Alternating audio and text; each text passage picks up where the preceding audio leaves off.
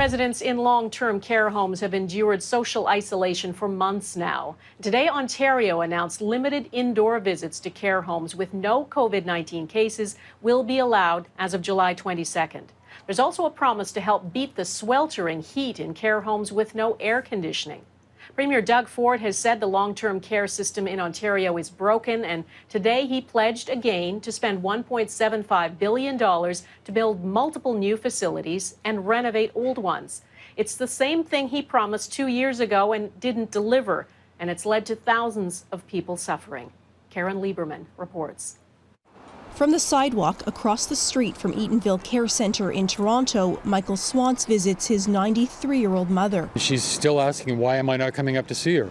The last time they hugged was 4 months ago. It's tough. It's been tough. With the province relaxing the rules for visits to long-term care homes, Swantz may finally be able to see his mother face to face. They're going to be outside on the patio, which is fine.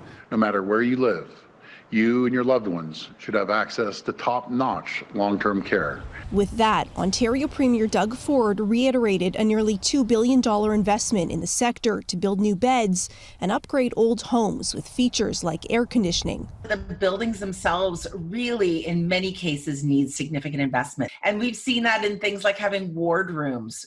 4 people in a room divided by a curtain with shared bathing facilities, sometimes upwards of 20 people using the same bathing facility. No one wants to live like that. Especially during a pandemic when most of the province's COVID-related deaths have been linked to nursing homes. The Canadian Armed Forces was deployed to 5 long-term care homes with severe COVID-19 outbreaks in Ontario in April.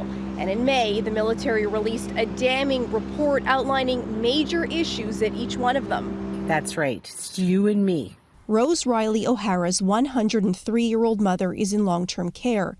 She says the problems are not new. And every government in the last 25 years has dropped the ball on it. I mean, they've looked at them like they were disposable human beings. Staffing is shorthanded, where you don't have the right mix of people. And when old buildings are in focus, it gets worse. In Quebec, the chief coroner ordered a public inquiry into deaths in long-term care homes and private seniors' residences. We really are needing some national standards so that each province and territory can live up to what every Canadian would want to have for their older relative. For Michael Swantz's mother, who he says survived COVID-19, give her another package of Oreos.